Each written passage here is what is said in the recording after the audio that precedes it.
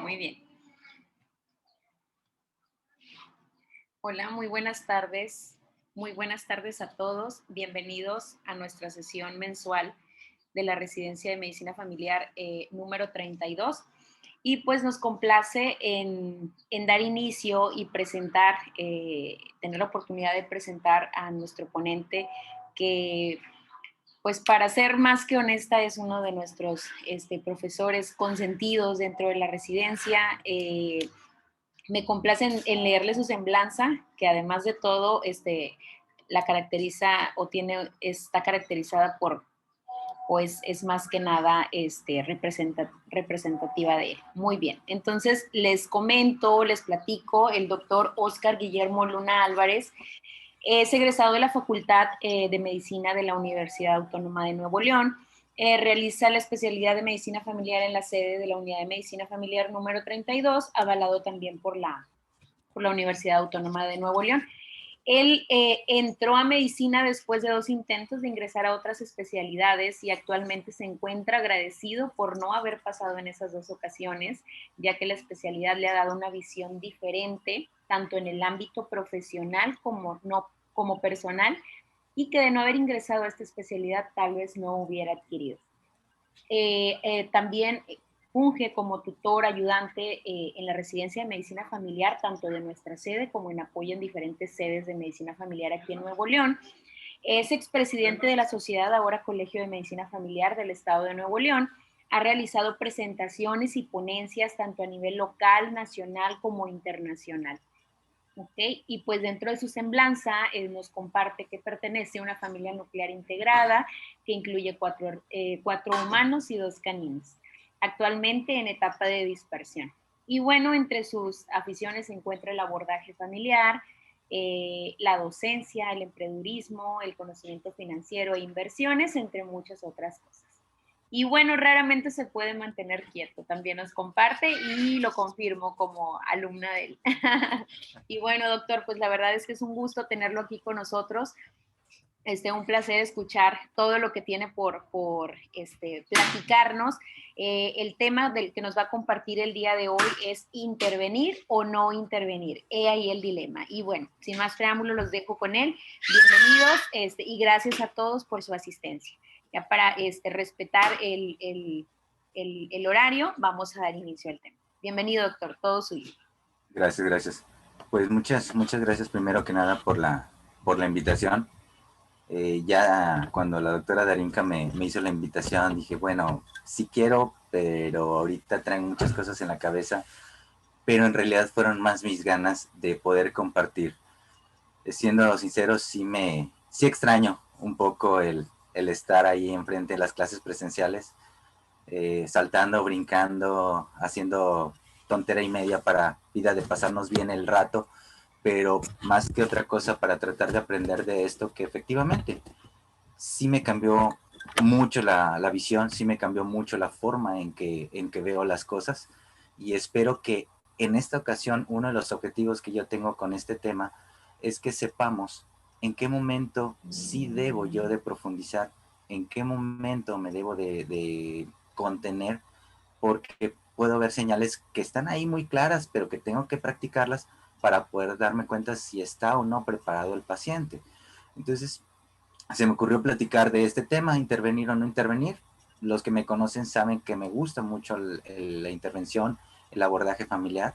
Les comento a los residentes que pasan conmigo que somos lo más cercano que muchas familias pueden tener a un terapeuta. Entonces hay que sacarle ese provecho como tal.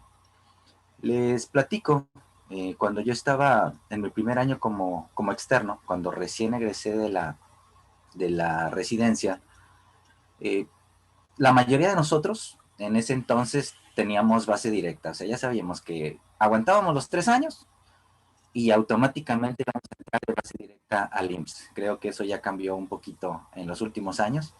No estoy metiendo el dedo en la llaga, simplemente estoy aclarando la realidad actual.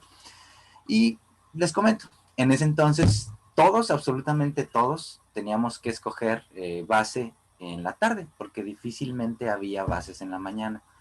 Afortunadamente en ese entonces, cuando yo egresé, había muchas jubilaciones y eso provocó que los cambios fueran muy, muy rápidos. Total, llegué a la clínica 32, me quedé ahí en mi alma mater, así todo romántico, todo bueno, diciendo, no, ¿sabes qué? Esta es mi alma mater, esta es de donde yo egresé, aquí dile el alma, voy a rasgarme las vestiduras para poder continuar y aportar mi granito de arena en el crecimiento de la medicina familiar. Escogí el consultorio 28, lo recuerdo muy bien. Eh, Pasé nada más un año ahí y luego ya brinqué a la mañana, me brinqué urgencias, que eso también fue una buena noticia en mi vida. Pero como les comentaba, yo estaba ya con la idea de que vamos a hacer abordaje familiar, vamos a hacer medicina familiar, sí se puede hacer medicina familiar en la institución. ¿Por qué se me metió esta idea? Les platico.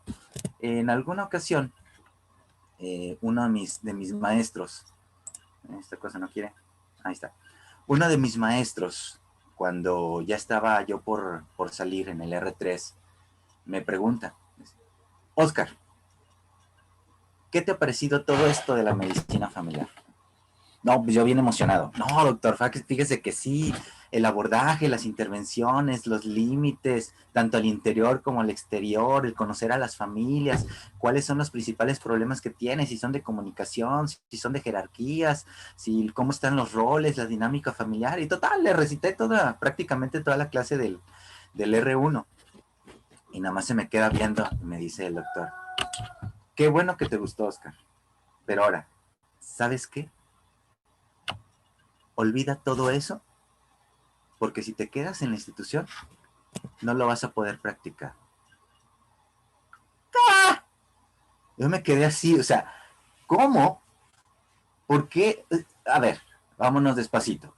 ¿Cómo puede ser posible que un maestro que estaba haciendo, que da clases en la residencia, que fue mi profesor, que fue mi tutor, que él roté con él y lo que sea cada quien, le tuve mucho, mucho respeto, nada más de repente me suelte eso, así sin agua va, sin que estuviera preparado, de que 3 años de mi vida los había desperdiciado porque algo que a mí me había gustado, que yo había aprendido, no lo iba a poder practicar. Si bien es cierto, y yo creo que ustedes no me van a dejar mentir, hay de todos los profesores.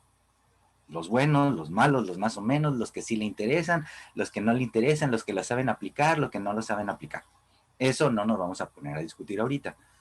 Pero él en particular, fue una influencia muy, muy importante para mí, porque una de las cosas que más me gustaba de su consulta era, antes de que entrara una familia, siempre me platicaban, mira, don fulanito es un paciente que vive solo y que sus hijos lo tienen abandonado y que no, ni siquiera lo van a visitar. Entonces él siempre, cada mes, a veces más, está aquí y no vienen por el medicamento, Oscar, viene para platicar. Y luego, esa otra familia que está allá, fíjate, él era una familia nuclear, él se está viendo con otra persona, y así me lo platicaba, él está viéndose con otra persona y la esposa como que ya lo está sospechando. Entonces eso está generando conflictos entre ellos, ya hay una pelea que se está haciendo cada vez más grande, y yo creo que esos conflictos, esa alteración entre ellos como pareja, puede generar que haya una ruptura de la familia. Entonces, lo que estamos haciendo con ella, o lo que cada vez que yo hago con ella es trabajo esto. Y ya me explicaba más o menos lo que trabajaba, lo que hacía. Entonces, ya ahorita viéndolo en retrospectiva, me puedo dar cuenta de que muy a pesar de lo que me dijo, que lo traigo aquí clavado, me dolió hasta el alma en su momento, pero que me dio una fortaleza para poder hacerme una promesa a mí mismo, sí hacía medicina familiar. O sea, él a su manera hacía intervenciones, hacía medicina familiar buscando los porqués de las cosas, buscando el tratar de apoyar y ayudar a esas familias que llegaban con él. Nada más que él no lo veía así o no le ponía esos nombres. Simplemente para él estaba trabajando en una institución en donde los veía, platicaba con ellos y se iban. Pues recuerdo que esas palabras, y se los pongo así, aquí en la mesa, me lastimaron el orgullo, me lastimaron mi psique, me lastimaron mi persona, porque sí, realmente me llegué a pensar y me llegué a cuestionar, y yo creo que muchos de ustedes en su momento, siempre les hablo de una crisis entre el R1 y el R2, en su momento se preguntan, ¿qué demonios estoy haciendo aquí? No es lo que me esperaba, no es lo que yo quería, es más, ni sabía que venía, ni sabía de qué se trataba todo esto. Entonces, ¿cómo puede ser posible que durante esos 3 años que nos costaron a todos, nos están costando, a sus profesores, a nosotros, a ustedes como residentes, los que son residentes en este momento, nos está costando esfuerzo, sufrimiento, alejarnos de nuestra familia, las guardias, los que les tocó en esta temporada el año pasado y los que han vivido esta pandemia, el sobrevivir a la pandemia, nada más para que fuera más sencillo tener una base y tener un trabajo como tal. Y olvidarme de que pasé esos 3 años más que simplemente como un requisito para poder llegar a un trabajo y que no iba a poder practicar lo que había aprendido y que me habían exigido y que mis profesores habían estado sobre mí, que me lo tenía que aprender, habían tenido que pasar exámenes y había tenido que comprobar que tenía esa base de conocimientos. Entonces, eso me sirvió a mí que para un reto personal, pues sí, una meta personal de que sí se podía, de que sí se puede. Los que han rotado conmigo en algún momento creo que pueden hablar por mí y pueden darse cuenta de que efectivamente se puede hacer medicina familiar aún dentro de la institución, aún dentro del poquito tiempo que se supone que tenemos entre cada consulta.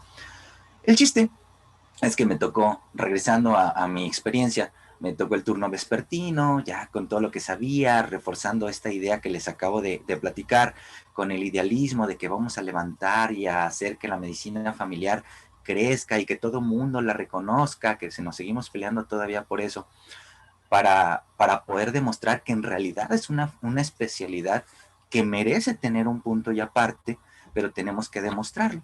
Entonces, yo iba con esa intención, con esas ganas de ayudar, pero aquí había una situación bien interesante. Si bien es cierto, había pasado mis exámenes, me había graduado como médico familiar, en la experiencia, en la práctica, todavía no tenía la suficiente experiencia, todavía no tenía la suficiente práctica. Entonces ahí es donde yo tenía muchas, muchas ganas de salir adelante, de ayudar. Y viene aquí un comentario, viene un lema que siempre, o se los digo muy frecuentemente, que el camino al infierno está tapizado de buenas intenciones. A veces las buenas intenciones no son suficientes para poder ayudar. Al contrario, el tener buenas intenciones sin las habilidades adecuadas podemos hacer más daño que bien. Y eso lo pude aprender y lo pude constatar de la manera más dura. Ahorita se los voy a platicar. Cuando yo llego al consultorio, eh, era un médico ya de la vieja guardia, de hecho se jubiló precisamente para que yo ocupara su plaza. Entonces yo creo que en ese entonces el doctor, voy a omitir su nombre, el doctor ya estaba cansado, ya estaba fastidiado, ya lo que quería era terminar su ciclo profesional y poder pasar a otras cosas que pudieran seguir en su vida. De tal manera que eh, tenía muy poquitos pacientes, pero sí, poquitos. Ahorita, en la actualidad, los que ya han rotado, todos sabemos que son 24, está la Unifila, los que nos manden, y tenían un tope. En ese entonces, el doctor, cuando yo llegué al consultorio, tenía menos de la mitad de la agenda. O sea, eran muy, muy poquitos. ¿Sí? Le estaba diciendo que con ese esfuerzo, con esa cara, así me quedé y dije, ahora voy a prometerme que voy a demostrar que la medicina familiar sí se puede practicar. Total, llego al consultorio donde hay poquitos pacientes y dije, excelente, esto va a suceder, o esto va a pasar, o me va a dar la oportunidad de que con estos poquitos pacientes pues los voy a ir conociendo poco a poco, voy a ir profundizando y en un momento dado, si es que necesitan que se haga una intervención, pues voy a tener el tiempo suficiente para poder hacerlo, porque pues son muy poquitos, no creo que pueda hacer. Total, empecé la consulta los primeros meses, todo muy bien, disfrutando esos poquitos pacientes. Conforme iban llegando, me iba dando cuenta de que sí había gente, sí había alteraciones en la dinámica familiar, sí había problemas en los diferentes subsistemas, y ahí va Oscar Guillermo, de buen samaritano, pidiendo, diría un maestro de nosotros, que la doctora Darinka y la doctora Gema lo conocen, ahí vas de nalga pronta a meterte donde no te corresponde, donde no te están llamando. Y efectivamente, eso fue lo que hice. Entonces, en la consulta, aparte de, obviamente, atender el motivo de consulta biológico, pues empezábamos a indagar y a rascarles un poquito. Ustedes saben perfectamente, mejor que yo, de que todos los pacientes, todas las familias, tienen su lado. Y si le rascas tantito, te aseguro que va a salir. Pues bueno, tiro por viaje. Desde un principio yo me di cuenta que tenía cierta facilidad para poder hacer empatía y para poder profundizar. Entonces, la gente llegaba conmigo después de una buena plática, la primera consulta, la segunda consulta, y empezamos a profundizar de situaciones que ellos necesitaban. Clásico. Y yo creo que les pasó también en su servicio social. Empiezan a correr el rumor. Ay, fíjate que el doctor ya se fue, sí, viejillo loco, y que ya nos trataba mal, ni siquiera nos volteaba a ver, nomás nos daba la receta y creo que ni siquiera nos dejaba pasar al consultorio. Cuando nos daba la receta ya nos teníamos que ir. No, fíjate que este doctor nuevo sí te deja hablar, sí te escucha. No, es muy, muy bueno. Ah, de veras, no, pues que sí. Bueno, pues vamos a conocerlo.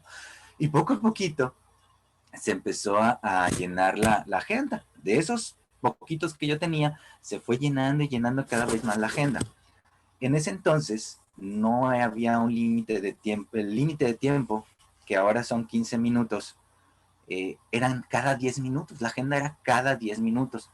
Se suponía que teníamos nuestro media hora de receso para poder comer y todo eso, pero en realidad llegó un momento en que profundicé tanto, abrí tantas cajitas de Pandora, empecé a preguntar cosas que no debía, empecé a mover ciertos afectos que todavía no tenía la habilidad ni la capacidad para poder modificar, que llegó un momento en que ya no pude más. Tiro por viaje.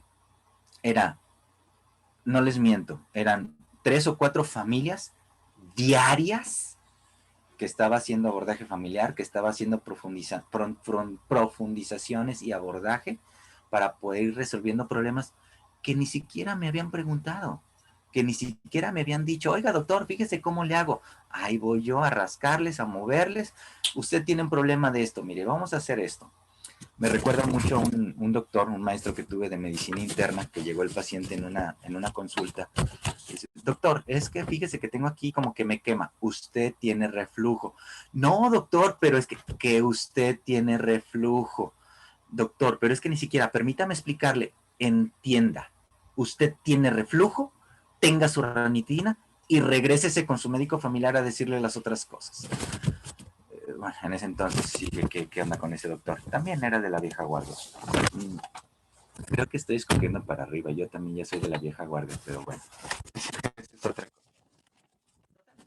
El chiste es que abrí tantas cajitas de Pandora, había tantas familias al mismo tiempo que tenía yo que abordar, que tenía que yo que trabajar, que me agoté física y mentalmente. Ya en ese entonces, ya lo que, si han escuchado el síndrome prevacacional, bueno, yo lo tenía desde que regresaba de las vacaciones. Ya no quería regresar, ya no quería hacer las cosas. ¿Todo por qué? Porque simple y sencillamente no esperaba yo los tiempos necesarios ni los momentos para poder saber con quién sí debía profundizar, con quién no. Si no eran tantas mis ganas de hacer bien las cosas, eran tantas mis ganas de ayudar, eran tantas mis ganas o mis buenas intenciones que sin querer había cometido ciertos errores y había movido ciertos afectos en las familias que no tenía ni las habilidades, ni las capacidades, ni el tiempo para poder ayudar a que eso mejorara. Entonces, aprendí a la mala que debo de ser muy puntual en ciertos momentos con quién sí, con quién no. Eso es lo que vamos a tratar de profundizar un poquito más durante el tema. Ahora, después de que le platiqué mi experiencia, de que con buenas intenciones, de que con ganas no es más que no son suficientes, la pregunta sigue siendo la misma.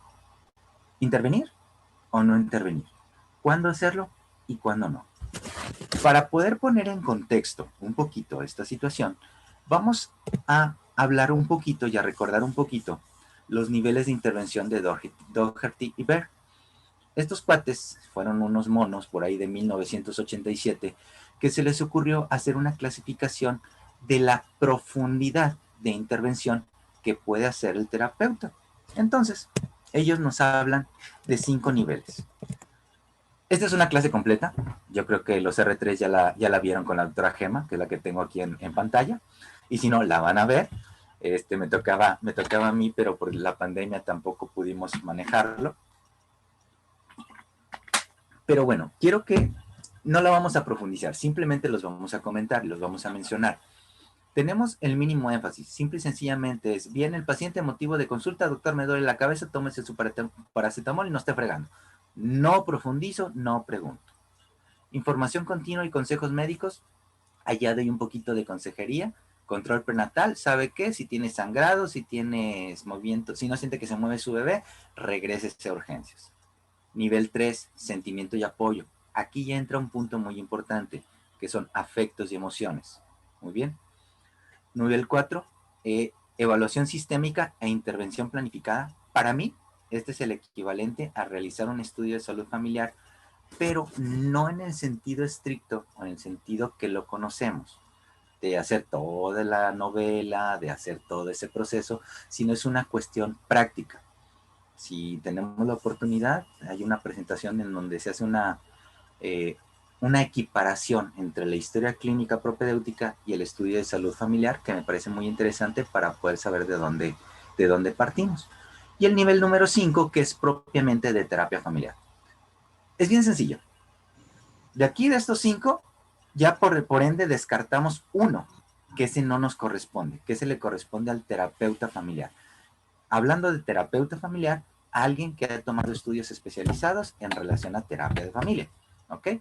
Nosotros como médicos familiares no tenemos esos estudios especializados, pero, y aquí sí es bien importante, eso no significa que no tenga la obligación de conocerlos o que investigue un poquito de esos recursos terapéuticos o de esas tareas o de esas estrategias o de esas dinámicas terapéuticas de los diferentes modelos terapéuticos para poder tener recursos que me van a ayudar en mi abordaje familiar. Entonces, esto sí es importante. Les comentaba hace ratito que somos la más cercana a un terapeuta de familia que van a tener muchas familias que vamos a ver. Entonces, ¿por qué no? Y como parte del entrenamiento en familia, deberíamos de profundizar un poquito más en ese tipo de estrategias. Entonces, es bien, hasta ahorita vamos manejando. Quitamos el número 5, vamos mínimo el número 4. En esos 4 niveles, yo puedo estar jugando dependiendo de las necesidades de mi familia. ¿Ok? Cuando uno, cuando el otro, cuando me tengo que regresar, cuando sí tengo que profundizar, cuando me tengo que aguantar. Bueno, lo vamos a ir viendo y espero que al final de la plática quede un poquitito más claro.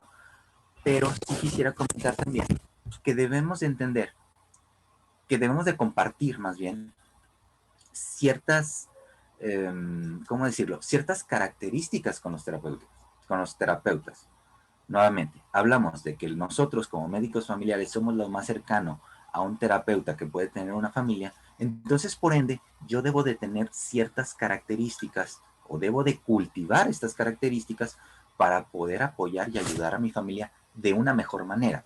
Ya no nada más con buenas intenciones, ya no nada más porque sí quiero ayudar, sino que empiezo a tener recursos, empiezo a profundizar en esos recursos para poder dar una ayuda adecuada. Entonces, ¿qué características debemos de entender profundizar y compartir los terapeutas, estrictamente hablando, los terapeutas familiares y los médicos familiares. Primero que nada, una visión flexible y tolerante. ¿Qué significa esto? Debemos de entender que no se trata de mí, no se trata de mis experiencias, no se trata de lo que yo haría, no se trata de lo que, ay, pues es que es usted muy tonta, ¿por qué no hace esto? No se trata de que es muy obvio lo que tiene que hacer o dejar de hacer el paciente. Se trata de entender que el paciente tiene unas circunstancias, tiene unas ideas, tiene unos miedos, tiene unos tabúes, tiene una vida completa que la hace tomar o lo hace tomar las decisiones en el momento en que considera pertinente tomarlas. Y esto no significa que sea bueno o malo. Esto sí es bien importante para nosotros.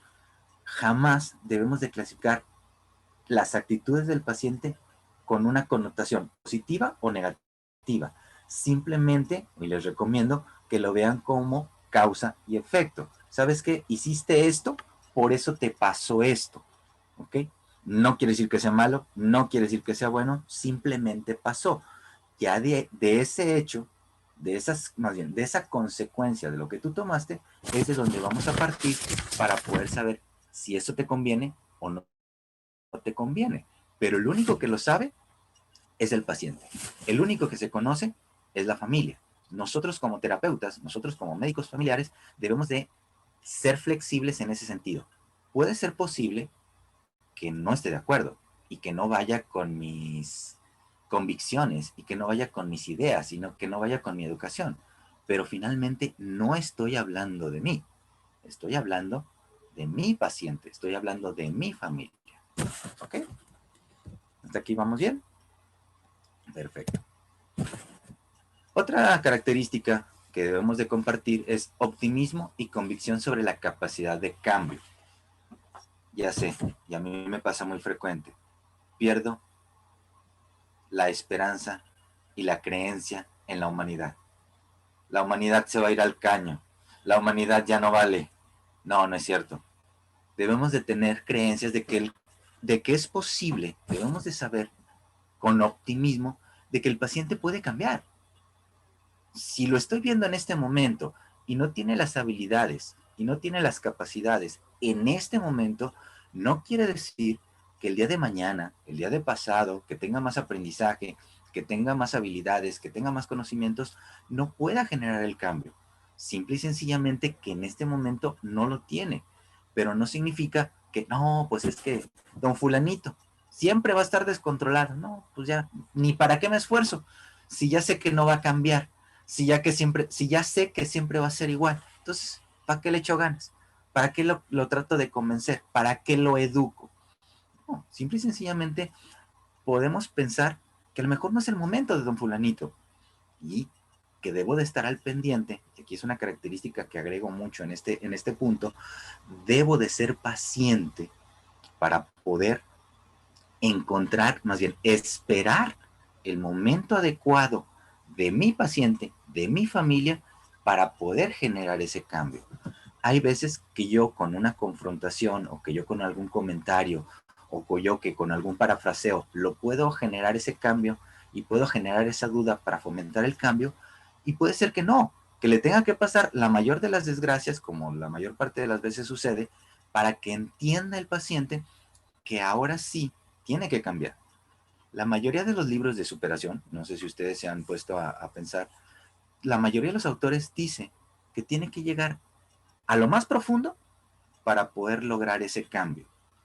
La mayoría de nuestros pacientes así sucede. ¿Sí? Inclusive a nosotros mismos tenemos que haber una crisis lo suficientemente grande como para poder ver esa necesidad de cambio. Pero yo como terapeuta, yo como médico familiar, tengo que estar en el optimismo de que esa persona no le ha llegado su tiempo, pero que puede hacerlo. Aquí es donde varios de ustedes, como residentes, y en su momento nos pasó, no nos sentimos a gusto. Y obviamente el punto es resistir bien las crisis y lo ambiguo. Qué padre sería, y sinceramente se los digo, que el paciente y la misma familia llegara con nosotros y nos dijera, doctor, fíjese que nos hemos dado cuenta que tengo una alteración en el subsistema conyugal. Tengo una alteración en la comunicación con mi esposa. Ella la hace enmascarada y yo lo hago evitativa, de acuerdo a Satir. Y eso nos está generando que entre los dos tengamos una separación. Los límites hacia lo interno como que se están haciendo difusos y los límites hacia lo externo ya se perdieron porque mi suegra la tengo aquí. ¿Cómo ve? ¿Qué puedo hacer? Estaría con madre. Digo, perdón, estaría muy bien. ¿Por qué? Porque así ya nos dio el diagnóstico, ya nada más tenemos que empezar a trabajar en el tratamiento. Pero la verdad de las cosas es que no es así. A todos nos ha pasado de que no, pues que fíjese, que doctor, y vienen las quejas y viene la comunicación acusativa y viene todas esas cosas. Y no se diga cuando es una cuestión de muerte. Que llega el paciente, se sienta, habla. El clásico de cualquiera de nosotros, no voy a hablar de los residentes, pero sucede comúnmente. ¿Y cómo ha estado, doña señora? 3 segundos, silencio incómodo. Cric, cric, cric, cric, cric, cric. Y la residente tiene que romper ese silencio incómodo. Pero segura que se encuentra bien. Y nada más de repente, con ese segura que se encuentra bien, la paciente empieza a llorar. Más incómodo el silencio. Ya no sé qué hacer en ese momento. Me siento inadecuado, quiero salir corriendo, pero no puedo porque soy el doctor, claro. No puedo dejar la consulta a medias. ¿Qué es lo que hago? Computadora, rápido, que se traba y se va el sistema, maldita sea. ¿Y ahora? ¿Cómo le hago? Y la paciente chille y chille. Y luego ya, por fin, regresa el sistema, luego las recetas, impresora, jala más rápido porque ya no sé qué hacer. Me siento mal, me siento no cómodo, ya quiero que se acabe esto.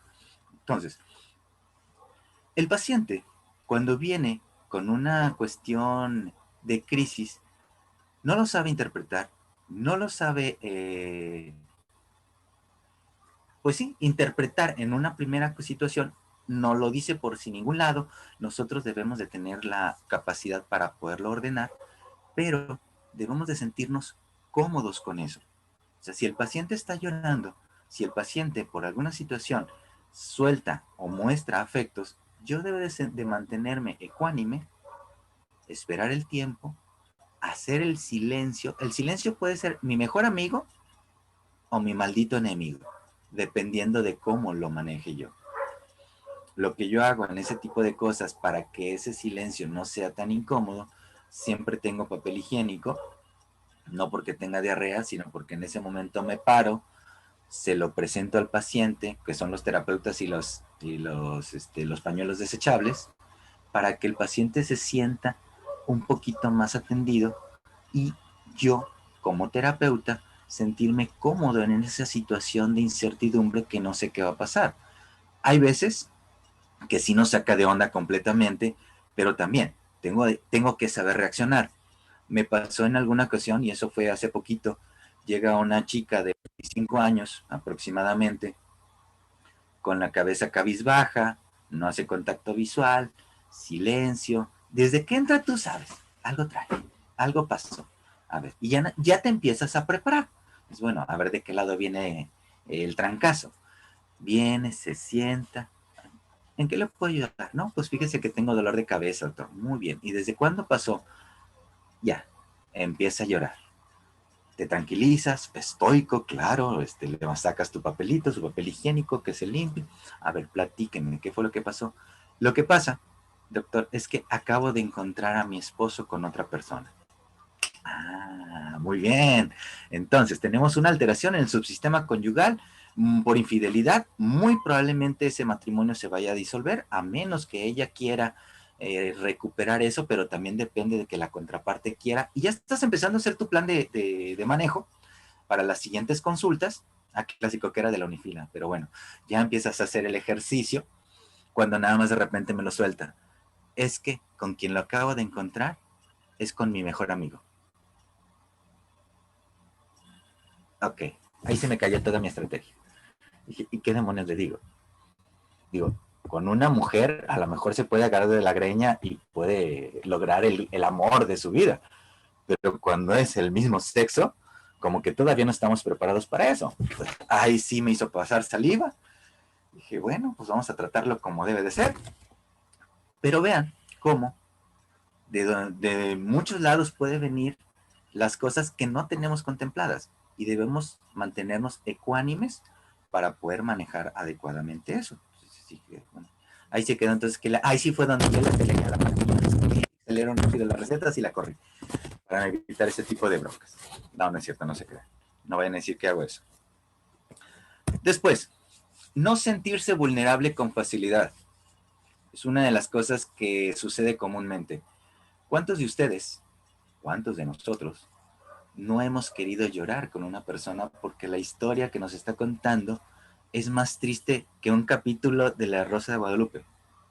Y que se te cierra la garganta y que se te ponen los ojos vidriosos y que te volteas y que nada más de repente le haces así para que no salga la lagrimita.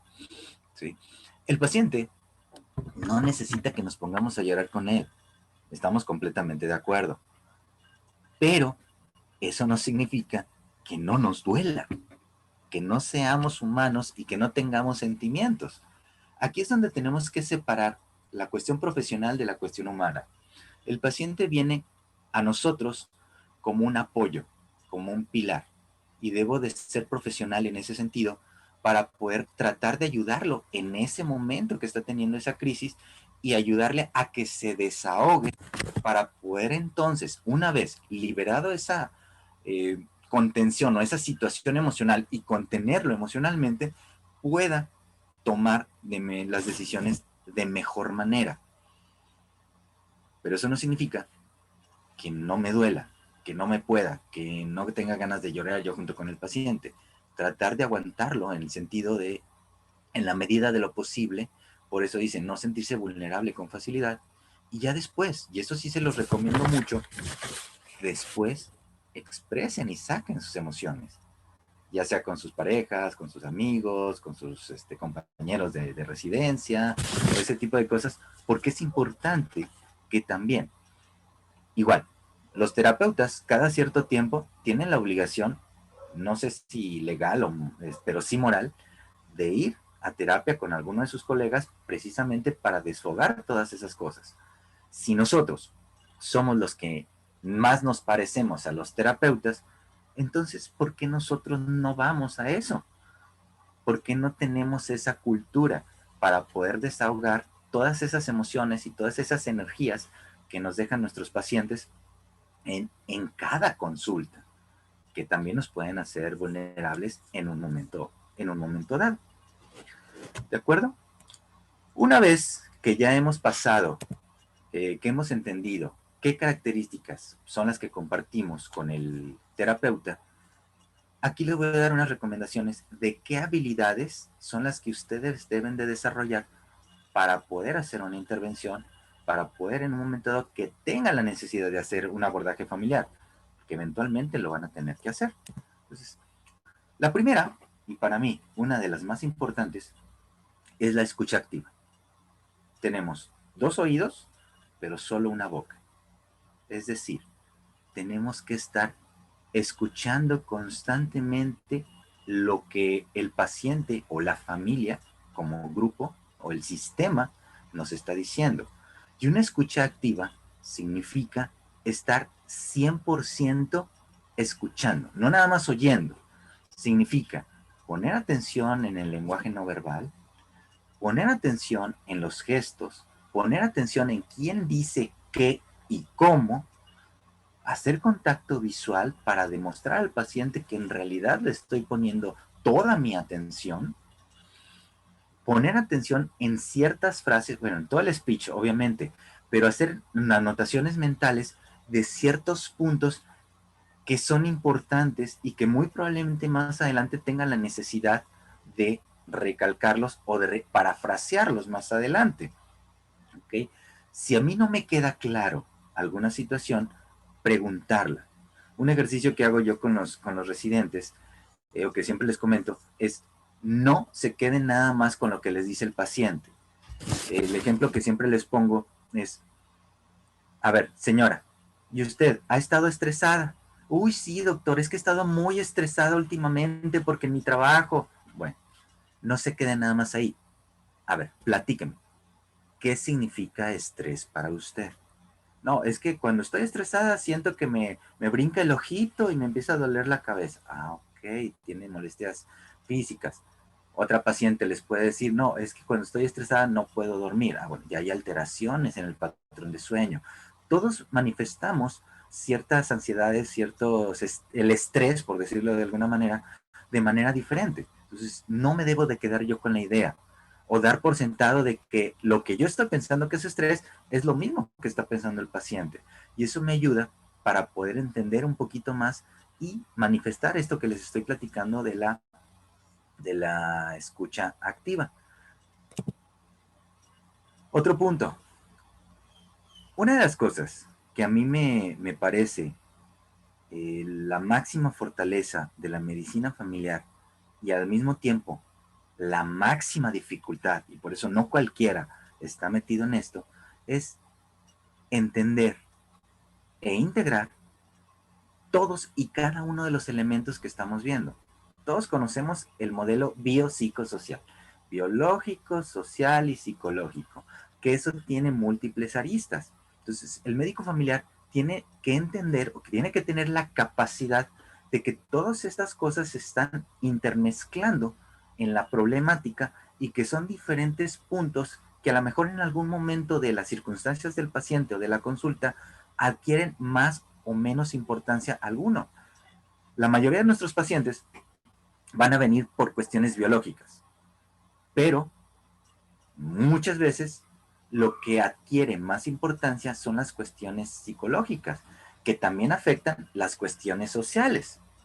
¿Sí? Por poner un ejemplo, viene la mujer de 32 años que tiene cefalea de tipo occipital, de tipo opresivo, que se irradia hacia región frontal, pues biológicamente es una cefalea tensional, pero no me debo de quedar ahí nada más, porque eso no nada más, la señora o mi paciente no es un dolor de cabeza con patas, es un dolor de cabeza que pertenece a un núcleo familiar que pertenece a una sociedad y que tiene ciertas cuestiones afectivas que están influyendo directamente. Esta señora que tiene cefalea tensional se le agrava cada vez que se pelea con su marido o cada vez que quiere salir con su marido, pero esto la evita porque el otro tiene, la familia que me platicaba mi maestro, tiene ahí sí su capillita por fuera y ella ya lo está sospechando, que eso está generando que haya broncas en la dinámica familiar, pero que al mismo tiempo las vecinas, que ya se dieron cuenta que el otro mendigo anda de tingo lilingo, empiecen a cuchichar, ay, fíjate qué tonta la vecina, porque ya, ay, si el otro le está poniendo los cuernos, y ella se entera de eso y le genera todavía más conflicto. Y no puedo nada más quedarme con un nivel 1 de decir, ay, tienes un dolor tensional. ¿Cómo no, señora? Mire, tómese su paracetamol y venga en un mes a ver si se le quitó. No me puedo quedar ahí. Bueno, sí puedo, pero ya depende de mí, ¿verdad? Ya depende también de mí, porque el paciente me está pidiendo ayuda, que eso lo vamos a ver más adelante. Entonces, eso es lo difícil de esto. Esto es lo difícil de la medicina familiar. Todas estas conexiones, todas estas aristas, todos estos puntos se interconectan. Entonces tengo que ver cuál es más importante, cuál es menos importante, cuándo afecta, si es de ida y vuelta, si nada más es de ida, si nada más le está afectando a uno, si le está afectando a la niña, porque a lo mejor los dolores de cabeza también hace que regañen más a la niña y la niña tiene ya baja autoestima porque se siente que es una inútil, que es una tonta, que nada hace bien. Y vean cómo un simple dolor de cabeza tensional ya me está alterando todo el subsistema y todo el sistema familiar. ¿Ok? Esta me gustó. Yo creo que todos hemos visto la de los Avengers, ¿verdad? La escena, sobre todo la de los Avengers 1, la original, donde está el Capitán América encima del auto y se le dirige al policía, háganme un retén a 300 metros acá y otro hacia allá y hacia la izquierda. Ah, chirión, ¿y tú quién eres? Y en eso llegan los madrazos, se echa como a 45 y el policía dice, ah, sí le voy a hacer caso a ese güey, porque es bueno. Bueno, aquí es, yo tengo esos conocimientos, ya los aprendí en la residencia, Ya me dieron familia, ya me dieron teoría de sistemas, ya me dieron teoría de la comunicación, ya me dieron teoría de la personalidad, ya me dieron todo lo que han visto hasta ahorita. Pero si no lo saben integrar y si no lo saben aplicar en su momento, pues no sirve de nada. Entonces, por eso aquí sí es importante que todos esos conocimientos poco a poco le vayan integrando y vayan entendiendo para qué sirve cada uno de ellos y podamos en un momento dado hacer eso que hizo el Capitán América en su momento, que es dirigir a nuestras familias, que es darle una orientación de cuál es la mejor conducta a seguir en algún momento dado. Obviamente siempre dándoles la libertad de que sean ellos los que escojan.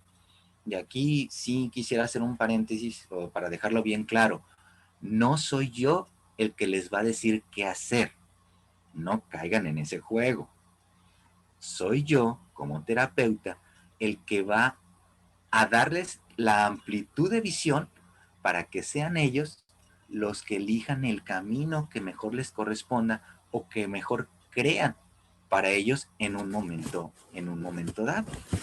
¿Ok? Entonces, de las habilidades teóricas las tengo que integrar en las cuestiones prácticas para poder orientar y saber en qué momento debo hacer una intervención o no.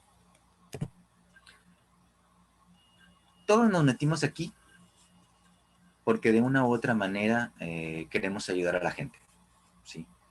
Pero va a llegar un momento en su quehacer profesional en donde ese interés genuino por ayudar se va a convertir en, sí, otra vez tengo que hacerlo. Ay, otra vez el de la unifila. No, es de la unifila, a ese no. ¿Y qué tal si ese es el que más lo necesita? Ah, es que nada más tengo 10 minutos. No, es que nada más tengo 15 minutos. Ya les dije que yo cuando inicié tenía 10. Y aún así lográbamos hacer intervenciones, y aún así lográbamos ayudar a gente. Entonces, aquí no debo de perder mi interés genuino por ayudar. No nada más el, ay, pues tengo que hacerlo. Ay, pues ya chillo, pues ya que, pues ni modo, ya tengo que hacerlo porque el doctor Oscar me dijo que si no hago intervenciones no soy médico familiar. No, no se trata de eso. Se trata de estar convencidos de lo que estamos haciendo y que verdaderamente recordemos por qué estamos aquí. Porque queremos ayudar a las demás personas. Y si tengo los conocimientos, tengo el tiempo, tengo las habilidades, tengo las ganas, pues hagámoslo como debe de ser. Podemos ayudar a mucha más gente de la que creen. Y eso no significa resolverles el problema, significa ayudarles en ese tropezón que tienen en el momento en que están consultando con nosotros, cuando sean las circunstancias adecuadas para eso. Muy bien. Y aquí tengo que hacer un pequeño paréntesis para tomar agua porque aquí viene otra historia, precisamente recordando a un maestro de la doctora Gema y un servidor, que le agradecemos mucho el habernos enseñado tantas cosas. Precisamente el que les platicaba que me andaba diciendo que estoy de nalga pronta siempre bien seguido. Pues sí, la verdad sí, no se me ha quitado. Pero bueno, ya creo que ya lo sé controlar un poquito más. Entendimiento de la petición. Tengo que saber cuál es el motivo de consulta verdadero de mi paciente. ¿Qué es lo que me está pidiendo? No de manera verbal. Muchas veces el motivo de consulta es uno, pero en realidad la agenda oculta o el motivo o la situación que motivó esa consulta no está tan clara. Otras veces está muy clara, pero yo no la interpreto de buena manera y por ende me equivoco para poder profundizar en ese tipo de situaciones. Les platico. Cuando yo estaba en el R3, todavía yo creo que siguen rotando por psiquiatría. Esta me sucedió en el R3. Estábamos con el doctor Uriel en la consulta. Y en eso llega una paciente, una señora de 32 años. Se sienta, el doctor le pregunta, a ver, ¿qué es lo que pasa? ¿En qué le podemos ayudar? Doctor, me manda mi médico familiar para que me ayude, para que me cambie el medicamento, porque no puedo dormir. Y el clonazepam que mi médico familiar me da, ya no me hace. Oh, pues parecía muy chido, ¿no? Ahí le cambio el sedante hipnótico y se acabó. Pero ahí está, Oscar Guillermo, en el R3, queriendo salvar al mundo. Se me ocurre. ¿Y por qué cree usted que no pueda dormir, señor? Ya nos empieza a platicar. Para esto les platico que toda la historia que nos contó, palabras más, palabras menos, que ahorita les voy a platicar, ni lágrimas, ni tristeza, ni angustia. O sea, ella nos lo estaba platicando como si nos estuviera platicando una novela. Y nos dice, lo que pasa es que yo trabajo en el H-E-B, ya me aventé el gol. Yo trabajo en el supermercado, soy cajera. Tengo turnos rotativos, entonces a veces voy en la mañana, a veces voy a mediodía, a veces voy en la noche. Y mi esposo es muy celoso. Entonces, yo no puedo salir pintada de la casa. Tengo que avisarle que a qué horas llego a mi trabajo y cuando salgo de mi turno y él no puede irme a recoger, tengo que reportarme. Dice, ¿sabes qué? Ya voy para allá. Él le calcula más o menos el tiempo en que tardo yo en llegar, aunque hace el camión. Y si por alguna situación me tarda un poquito más, es regaño seguro. Se enoja conmigo y me dice, pues, ¿dónde andabas? Sí, seguramente ya andas con otro, y así son todas, y maldita, y que bla, bla, bla, y que esto y que el otro. No puedo salir maquillada de la casa, entonces llego temprano, me voy, cualquier pretexto, llego temprano a mi trabajo y ahí me maquillo rápido, rápido. Cuando salgo de mi jornada, me voy al baño, me quito el maquillaje porque no puedo llegar maquillada, porque si yo llego maquillada, inmediatamente, sí, ya sabía que tienes otro, para eso me gustabas, todas son iguales, maldita huila y bla, bla, bla, y pues eso me genera a mí mucha tristeza y no puedo yo dormir, ¿ok? Entonces el doctor escuchó todo este speech, muy tranquilo, se acomodó los lentes, minimizaba y maximizaba la pantalla, las ventanas, muy bien, se acerca con la calma que le caracterizaba, escribe algo en la receta, aquí tiene su medicamento, que le vaya muy bien. Ah, muchas gracias, doctor. Agarra su medicamento y se va. Yo me quedé así. A ver, ¿qué fue lo que acaba de pasar? A ver, no entiendo. Si a todas luces esta paciente tenía una alteración en el subsistema conyugal, el mono tenía una celotipia marca chamuco. Esto estaba escalando a tal grado de que, si somos estrictos, estaba siendo violentada. Era una violencia intrafamiliar. No le estaba dejando ser, no le estaba dando sus oportunidades para poder desarrollarse como persona. Y peor aún, estaba generando ya alteración en el patrón de sueño. Y el doctor lo único que hizo, lo único que se limitó fue a darle su receta y que le vaya bien. Me quedé así, frustrado. No entiendo. Pero no le quería decir. Como que, sí, no le quería decir. Total. Pero tampoco me quería ir así. O sea, no pude. Ya me armé de valor.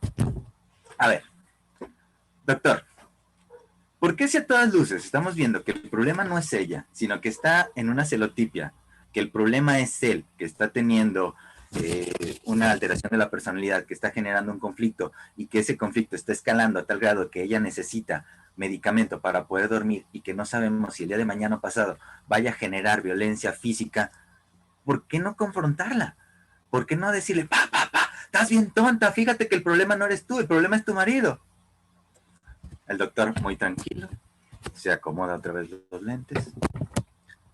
Oscar, ¿me puedes decir cuál fue el motivo de consulta por la cual vino el paciente? Yo todavía estaba así, encendido. En ese entonces sí traía pelo, entonces me estaba jalando de los pelos. Y la verdad es que no me acordé. Otra vez ecuánime. Doctor, y me lo recitó textual. Doctor, me envía mi médico familiar porque no puedo dormir. Quiero que me ayude a dormir. Pero, y el motivo de... Ella no nos está pidiendo, me dice... Bueno, ese ya me salió mi personalidad. Otra vez. Ella no nos está pidiendo que le resolvamos el problema. Que la confrontemos para que se dé cuenta que tiene un problema. Es cierto, sí lo tiene. Y que eventualmente va a generar otro tipo de situaciones. Pero ahorita lo que ella nos está pidiendo es que le ayudemos a dormir. yo me quedé. Les prometo que salí de esa rotación y todavía me quedé, iba por la calle yo de la 4 a la 32, pensando, pues sí, o sea, sí, pero no, o sea, su lógica era muy buena, es cierto, pero como que había algo que todavía no me cuadraba. Tardé mucho tiempo, les prometo que después de mi experiencia ya como externo, de que me llené de trabajo, de que tenía muchas familias que estaba haciendo con abordaje familiar, me di cuenta que efectivamente tengo que poner atención en lo que me está pidiendo la familia o el sistema en el momento en que me está pidiendo la consulta. Porque puede ser posible que en ese momento esta paciente no estaba lista psicológicamente, biológicamente, socialmente, para poder enfrentarse a una situación que a lo mejor tendría otras repercusiones. Y si ella no tiene los recursos, pues no, lo único que voy a hacer por andar de buen samaritano, por tener buenas intenciones, es generar un conflicto más que una solución. ¿Sí? Entonces ahí se los dejo al costo. Sí me costó trabajo entenderlo, pero creo que al final de cuentas lo pude entender. Entonces les comento, siempre pongan atención en cuál es el verdadero motivo de consulta que les está pidiendo su paciente, su familia. Entonces, recapitulando, ya casi terminamos, ahorita damos un poquito de tiempo para preguntas, espero no estarlos aburriendo, yo estoy bien emocionado, así es que me vale.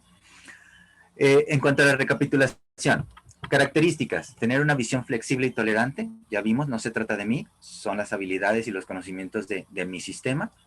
Optimismo y con visión de cambio, todos tenemos la capacidad de cambiar, antes o después, pero esto es una capacidad innata. Cada día yo ya no soy el mismo de ayer. Entonces, constantemente estoy cambiando. El único cambio, la única constante es el cambio. Saber navegar en río revuelto, sentirme cómodo en las cuestiones de crisis y no sentirme vulnerable tan fácilmente. Y en cuanto a mis habilidades que debo de entrenar, escucha activa, apreciar los múltiples elementos que tenemos, las múltiples aristas de la problemática, integrar y dirigir los conocimientos que durante la residencia he adquirido. A lo mejor van a tener algunos, a lo mejor no van a ser todos los que ustedes necesiten, y ahí es donde se los paso al costo. En ningún momento está penado legalmente, ni los van a meter a la cárcel, si después de la residencia ustedes agarran un libro y quieren profundizar en un área específica que les haya gustado. Hasta ahorita yo he sabido que nadie ha entrado a la cárcel por eso. Entonces, no es delito, háganlo con confianza. Un interés genuino por ayudar y sobre todo, lo que les platicaba en esta última ocasión, entender la petición de la paciente o del paciente o de la familia en el momento en que me está solicitando la consulta. ¿Ok? Entonces, si vamos a intervenir o no, no depende la mayor parte de las veces de mí. ¿De qué depende? La expresión del motivo de consulta, eso me incluye el lenguaje verbal y el lenguaje no verbal. O sea, lo que me dice y lo que me dice con su cuerpo. Porque también viene el paciente y me dice, ¿se encuentra usted bien? Sí. ¿Y de veras que usted está bien? Sí. Yo no le creo que está bien. Algo más está pasando. Hay que tratar de profundizar.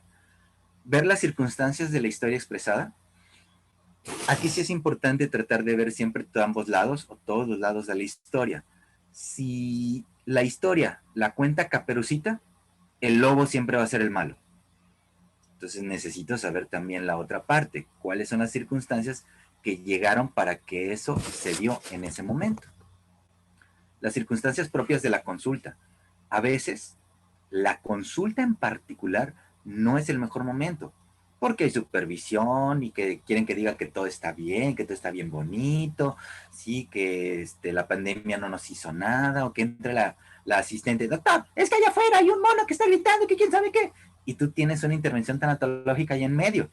Pues no, obviamente no se va a dar las condiciones para que podamos profundizar en ese momento. No quiere decir que no podamos hacerlo más adelante.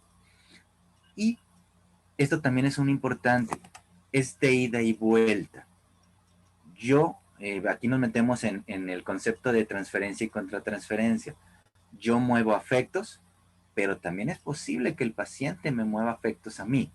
Entonces, si yo como profesional no me siento con las habilidades, con el conocimiento, con la ecuanimidad suficiente o adecuada para hacer algo, preferentemente evítenlo, porque si no va a suceder que lejos de ayudar, van a perjudicar o van a abrir algo que no van a poder cerrar, y lo único que les pido que no se vale es que el paciente se vaya peor que cuando llegó. Eso no se vale, porque si no, entonces habla muy mal de nosotros. ¿Qué podríamos hacer? Tratar de indagar un poquito más, si ustedes como profesionales lo consideran pertinente. ¿Sí? Si viene el paciente, oiga, ¿y se encuentra bien? Pues más o menos, doctor. ¿Segura que se encuentra bien? Pues sí, pero el paciente ya no le suelta más, quiere decir que no está preparada para hablar. Ya no le muevan. Pero si dentro de su lenguaje no verbal dice, pues sí, y el lenguaje no verbal dice, pregúntame más, porque yo quiero hablar, pues píquenle, rásquenle, para que logre que se exprese y de perdido desfogar esas emociones. Y parte de nuestro trabajo, como les decía hace rato, no es resolverles el problema a las familias, sino ampliar el panorama de la circunstancia que están viviendo para ver si esa respuesta es positiva o no. Oiga, ¿y no será posible que ese dolor de cabeza que usted está presentando esté relacionada con alguna situación familiar? No, doctor, no creo. Yo creo que nada más estoy tensionada y estoy estresada. Está bueno. No lo ve en ese momento. Y en cambio, vuelven a hacer la pregunta, ¿no será posible que esté relacionada con algo familiar? No sé, doctor, a lo mejor pudiera ser. A ver, platíqueme, ¿por qué cree eso? Pero vean cómo el paciente solito me va orientando, si él quiere que profundice o no quiere que profundice, pero tengo que ponerle atención. ¿Okay? Respetar los tiempos del sistema y del sistema, tanto el paciente como su familia. Recuerden, los tiempos no son míos. Es que ya está aquí, ya me di cuenta que está de la fregada el sistema, pues ya lo voy a arreglar porque no me puedo esperar más. Y tengo 10 minutos para arreglarlo. No, hay veces que tenemos que esperar a que sea el paciente, como la paciente que les estaba platicando. En ese momento no estaba lista. A lo mejor el día de mañana, pasados en 5 años, en 10 años, que llegue con el ojo morado, ahora sí, sea el momento para actuar. Pues bueno, ya tengo que hacer lo que tengo que hacer en el momento en que tengo que hacerlo, pero no soy el que dice cuándo. Y recordar que desde la teoría de sistemas, que a mí me gusta mucho y que la vemos ahí en la residencia, si cuando nosotros realizamos una intervención y logramos hacer un cambio, aunque sea en uno de los integrantes, todo el sistema cambia, aguas. Y si el sistema no está preparado para el cambio, entonces podemos generar más conflicto que bien. Un ejemplo rápido, una paciente, una mujer que llega y les dice, doctor, es que me siento la chacha de la casa, nada más me usan para lavar, trapear y todo el mundo me traen los dedos porque quiere la comida. Yo me doy cuenta que ella tiene una baja autoestima, pero no investigo al sistema. Y soy bien bueno para aumentar la autoestima de la gente. Y la hago una mujer empoderada. Y al rato llega esa señora, oye mamá, ¿y qué ha de comer? Hazte de comer tú, para eso tienes manitas. ¿Qué va a suceder? O con el marido, oye, es que no me has lavado los calzones, pues lávatelos, para eso ahí están las cosas. Imagínense qué vamos a generar en ese sistema. Lejos de hacer un bien, podemos generar un mal. ¿Okay? Hasta ahorita es todo lo que tengo. Bueno, tengo mucho más, pero creo que ya me explayé de más. Espero que les haya gustado. Gracias por dejarme compartir esta mucha o poca experiencia con ustedes. Y una cosa sí les pido de favor. Recuerden no tener solo buenas intenciones. Prepárense, profundicen, aumenten esas habilidades que necesitan tener en el transcurso de su residencia y después para que puedan en un momento dado tener buenas intervenciones. Gracias por su atención. Doctor Oscar de la Garza, doctor Oscar Luna, muchísimas gracias por esta sesión, por esta ponencia. El doctor Oscar Luna es un apasionado de la docencia y un apasionado de la medicina familiar, ya se dieron cuenta las personas que están aquí en la sesión. Uno de nuestros más valiosos profesores en la residencia de la UMF 32, y con toda la razón del mundo, doctor. A veces cuando empezamos a ver familia en la residencia y empezamos a avanzar, ¿no? A los muchachos les encantan las historias de la Rosa de Guadalupe, ¿verdad? Y doctora, es que encontré una familia que tiene una problemática, muy padre, y que fulanito que tiene un problema, ya pues los escuchamos, ¿verdad? Y les digo, bueno, y de veras les vas a poder ayudar para hacer un estudio de salud familiar. Hay que tener mucho cuidado cómo escogemos una familia. Si a veces empezamos poniéndoles alguna familia de una película, de un programa o de una serie, y la ves y la ves y la ves, bueno, ¿ya te diste cuenta de la problemática de ese núcleo familiar? No, pues no, pero la serie está muy buena, ¿verdad? Entonces tenemos que saber escuchar activamente al paciente y es algo, es un valor que no todo el mundo tiene. Definitivamente es un pilar que debe de tener el médico familiar, como la comunicación. Yo creo que ese binomio es de los más importantes que debemos de tener en cuanto a competencias en medicina familiar. Y cuando lo empezamos a ver en el R1, a veces dicen los muchachos, ay, ¿para qué demonios la doctora nos está poniendo esto de la comunicación y estos ejercicios? Y que si escucho, y que si, pues si yo escucho muy bien. No, tenemos que aprender a escuchar verdaderamente a ese sistema tan complejo que es la familia. No cualquiera tiene esa virtud y no por algo mucha gente decide cambiar de decisión y de especialidad durante el transcurso de esta, ¿verdad? Porque muchas veces entran y piensan que es muy sencillo y que es muy fácil estar escuchando y tratar de ayudarles a la familia y no es así.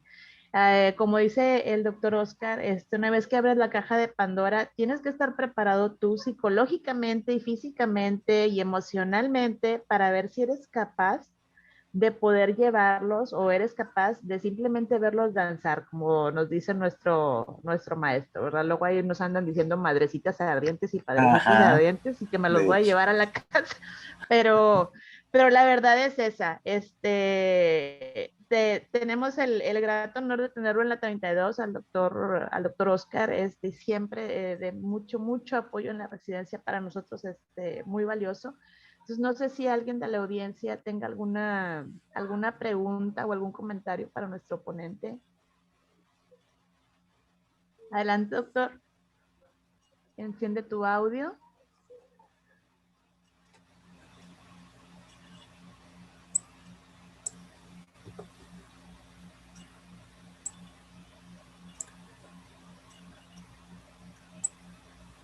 Yo tengo una pequeña duda nada más. Adelante, doctor Manuel Yervide. Bueno, no es referente a la clase, sino ¿dónde podemos encontrar un poco más de literatura sobre las intervenciones o dónde nos podemos informar más para poder tener una base para la intervención para las familias? Mm, Hay hay un libro, creo que lo tengo en PDF, de esos que no deben de existir, pero también lo tengo en físico, que es Intervención en Crisis. Es un psicólogo que se llama Slackio, que es la base que yo utilizo para poder hacer intervenciones. Pero aquí lo que yo te recomiendo, como tal, no te claves nada más en que hay un libro, sino agarra todo lo que puedas. Yo he leído Virginia Satir, El gato Minuchin, bueno, me gusta decirle gato. He leído se me fue el nombre, conductistas, ¿cómo se llama? ¿Qué es Uriel? Irigoyen, Este, terapia, psiquiatría, psiquiatría, psicología. y hay muchos. Si tú le pones ahí modelos de terapia, la terapia familiar, la terapia breve sistémica, la terapia de pareja, la terapia positivista. Yo en lo particular he leído de programación neurolingüística, de coaching, de mediación familiar, de ventas, inclusive siempre se los recomiendo, sepan cómo vender, porque finalmente para poder hacer una intervención, ustedes también tienen que saber vender una idea. Y esa idea tiene que ser comprada no nada más por el paciente, sino por toda la familia para poder ver si eso sucede, si ese cambio se gesta. Entonces, si quieres, luego te consigo ese PDF de intervención en crisis. Ese es de intervención en crisis como tal. Pero esa es solo una parte de todo lo demás. De hecho, ahí mismo en la residencia también ahí tienen los libros de Virginia Satir, los modelos de comunicación de Virginia Satir, que también ya los vieron, que eso es parte del texto. Entonces, tú agarra de aquí, agarra de allá, agarra de por acá, velo juntando, échalo todo en una ollita, revuélvelo. Y una de las cosas bien, bien importantes, y eso sí te lo recomiendo ampliamente, adáptalo a tu personalidad. Haz tú tu propia medicina familiar, por decirlo de alguna manera. A lo mejor yo y las doctoras no me van a dejar mentir, a veces hasta me paro de cabeza, grito, salto, no me encuentro más porque no me dejan, pero a lo mejor tú no eres así, a lo mejor tú eres más serio, más sobrio, a lo mejor una damita no le puedo pedir que ande diciendo chistes rojos porque se vería mal y no sería adecuado en su consulta. A lo mejor una mujer o un caballero que es muy serio, esa personalidad también tiene ciertas fortalezas que puedes utilizar a tu favor. Entonces, adapta todos estos conocimientos y lo más importante es tener la intención de crecer. Todo esto que les estoy platicando no lo obtuve en la residencia. Ustedes tienen muchas ventajas en la residencia que ninguno de los tres de sus profesores los tuvimos. ¿Okay? En mi época, yo soy el más antiguo de los tres aquí que estamos aquí, en mi época es, ten el bonche de copias, léelo, y en una semana hacemos el módulo de familia. Y no había módulo de R3, no había módulo de terapia, no había módulo de intervención, no había muchas cosas. Entonces, ya depende de qué tantas ganas tengo ya de conseguir la información. Si tú le pones ahí intervención familiar, a lo mejor te sale, a lo mejor no te sale, pero vas a ir armando con recursos, con armas, todo tu arsenal para poder tener habilidades que te van a ayudar en situaciones específicas. Y tampoco se necesita mucho. Yo te puedo decir que me aprendí 7, 8, 9 estrategias de diferentes terapias y les das vueltas. Y te resuelven el 70-80% de las cosas. Muchas gracias, Bien. doctor. De nada. Y otra, yo creo que la mayor enseñanza que tenemos son las familias, las propias familias, aprender a escucharlos y ver las diferentes problemáticas que tienen y cómo se van resolviendo de diferente manera en diferentes núcleos, ¿verdad? Dices tú, y bueno, pues esta fue la solución para esta familia. Pues bueno, se encontró una solución y ellos así son felices y no los voy a desestabilizar porque muchas veces es difícil empezar la consulta y como dice el doctor, ya se abrió la caja y ahora qué hago, no me puedo ir corriendo de ahí, no puedo decirle, mañana me jubilo, me voy de vacaciones y aquí queda el problema y a ver si viene el eventual o el R3 que va a cubrir la consulta y que le ayude. No, esas familias son tuyas y muchas veces hay consultorios muy pesados y cuando sales de la residencia sales con la capa, como dice el doctor, queriéndole resolver la vida a todo el mundo. No se puede, no se puede, porque es una carga para ti también y tenemos que estar preparados para eso y pedir ayuda también cuando lo necesitamos, ¿verdad? Es algo importante. Y yo creo que la humildad y la honestidad es un valor que también debemos de tener y de conservar en la medicina familiar. Claro. Muy bien. ¿Alguna otra pregunta o comentario? Excelente ponencia, doctor. El doctor Uriel nos ve por vía Facebook. Buenas noches. Ponencia. Adelante. Buenas noches, soy Dagoberto desde el puerto de Veracruz, les saludo. También como comentario, yo soy médico de base y la verdad yo no sabía nada de familia hasta que solito me senté, después que llegué a ser médico de base, me senté y empecé a leer familia y no sabía en la que me había metido, pero pues ya estamos acá y tenemos que seguir. Bueno, acá yo quisiera platicar un poquito con el doctor. Fíjese, excelente ponencia, gracias doctor. Gracias. Del entendimiento de la petición, pues ahora yo le cuento. Yo tengo una familia que vienen en diferente horario, en diferente día, pero pues claramente tienen una disfunción en el subsistema conyugal. La que pidió directamente a mí mandarlos a terapia de familia fue la esposa. Obviamente tiene ciertas características, personalidad ansiosa, entre otras cuestiones. Al parecer, porque como siempre menciono, bueno, lo que entendí en la ponencia, siempre hay dos versiones, ¿no? Aquí el punto es que la esposa pide ingresar a terapia de familia para esa disfunción en el subsistema conyugal, pero el esposo es el que se rehúsa. La esposa menciona que es drogadicto, alcohólico, bla, bla, bla, el vil demonio, pero cuando él entra en otra consulta, él es el ángel y en la casa, no, lo he rascado muy poco, porque precisamente eso, cuando aprendí medicina familiar, eso de que abres la caja de Pandora, ya no sabes qué hacer, y mucho, ojalá los residentes que vienen después de nosotros estén más preparados, porque esa caja de Pandora hay que tenerle mucho cuidado.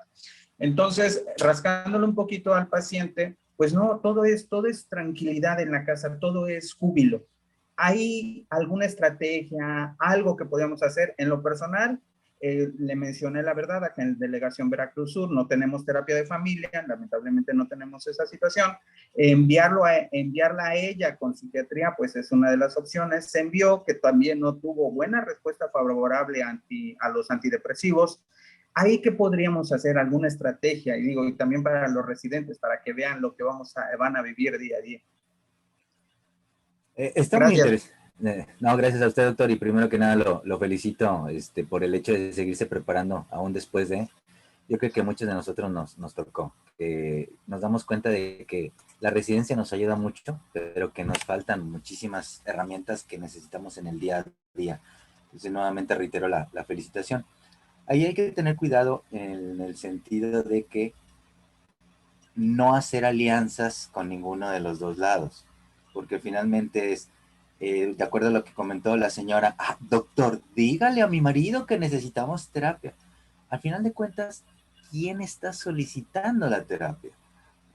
¿Y por qué? Ahora, se da cuenta cómo las versiones son tan diferentes. Por un lado es, yo no lo veo como un problema, y la otra es, yo sí lo veo como un problema y es el maldito demonio, pero si vamos a terapia, yo tengo la esperanza de que el terapeuta lo ayude a cambiar a él para que yo mejore. Ahí está el juego. ¿Sí? ¿Realmente quieres tú mejorar? Bueno, vas a tomar decisiones para ti. ¿Sí? Si me decía mi maestro Uriel, una forma de confrontar a ese tipo de personas, y me quedó, funciona, bastante poderosa, sí funciona, es, bueno, si es el mismo demonio, ¿qué tiene de bueno para que tú sigas ahí? Por algo estás ahí, ¿no? Entonces no es tan malo. Entonces a lo mejor podemos tratar de ensalzar las cuestiones positivas en lugar de remarcar las cuestiones negativas. Pero ahí el juego es que lo manden a terapia, que el doctor lo mande a terapia para que él cambie y yo pueda mejorar. El que tiene la culpa y el que tiene que cambiar es el de enfrente. Yo no, porque yo soy el bueno. Entonces podríamos hacer ese juego es una confrontación indirecta en donde si es tan malo que estás haciendo tú ahí, ¿por qué no has tomado otro tipo de decisiones? No, es que también, bueno, es bueno y no me falta nada. O bueno, ¿es bueno o es malo? Decídete. ¿Sí? Entonces yo trabajaría así, a grosso modo, trabajaría un poquito más con ella en el sentido de cambia tú. Si no quieres cambiar, si quieres cambiar las circunstancias, regresamos a la teoría del sistema. Si quieres cambiar el sistema, cambia uno de los integrantes. Si tú quieres cambiar a tu marido y segura que quieres cambiarlo porque a lo mejor los resultados no te gustan y no estás preparado, pues tú ve a terapia. A lo mejor te encuentras una forma o una de dos para poder convivir de mejor manera con tu marido y que no te genere tanto conflicto, o si ya de plano las cosas están tan rotas como para que te des cuenta que ese sistema ya se rompió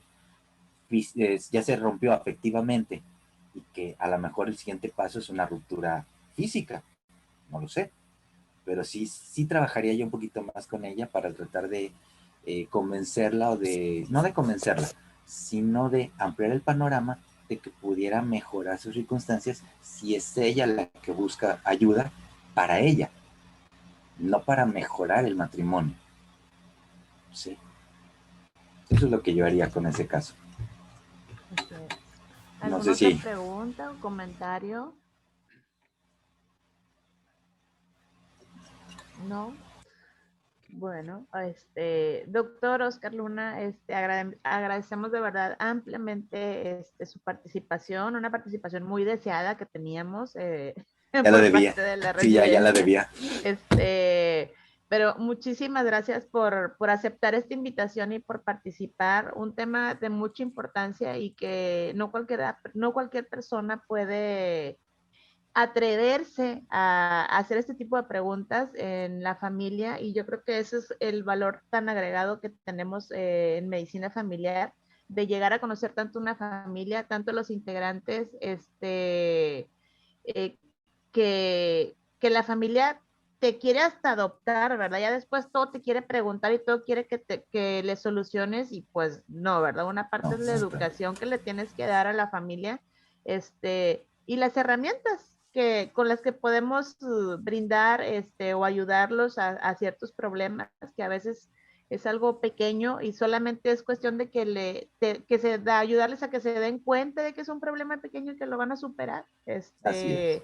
Entonces, muchísimas gracias, doctor. Muchas gracias a la audiencia, por venir. De verdad, agradecemos ampliamente a todos.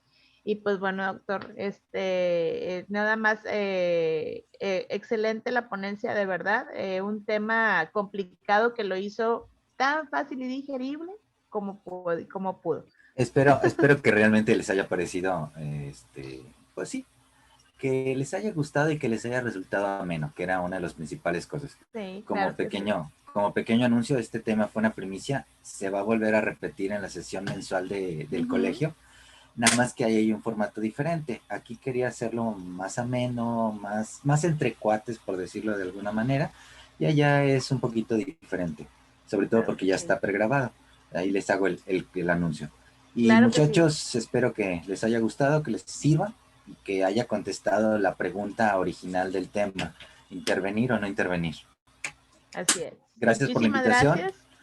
y la verdad es que me gustó. Si quieren, denme chance de preparar otro Claro que y sí. luego nos ponemos de acuerdo. Por supuesto que sí. Muchísimas gracias.